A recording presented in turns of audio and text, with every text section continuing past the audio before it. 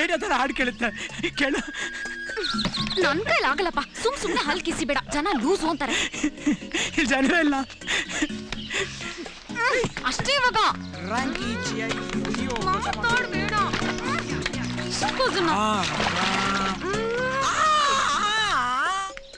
ಅವಳಿಗೆ ನನ್ನ ಹೊಡೆಯೋದಿಷ್ಟ, ನನ್ನ ಕಚ್ಚೋದಿಷ್ಟ, ಜಗಳಾಡೋದಿಷ್ಟ. ಅಲ್ಲೆಲ್ಲ ನನಗೆ ವಿಪರೀತ ನಗು ಬರ್ತಿತ್ತು, ಸಂಗೀತ ಕೇಳಿಸ್ತಿತ್ತು.